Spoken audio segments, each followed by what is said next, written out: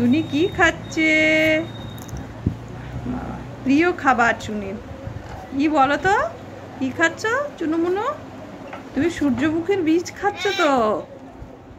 হ্যাঁ, ভাল লাগছে খেতে? ভাল লাগছে খেতে? ভাল লাগছে? হ্যাঁ, খেতে ভাল লাগছে? খেতে ভাল লাগছে? খাও। আর একটু নেবে? বলছি আর একটু নেবে?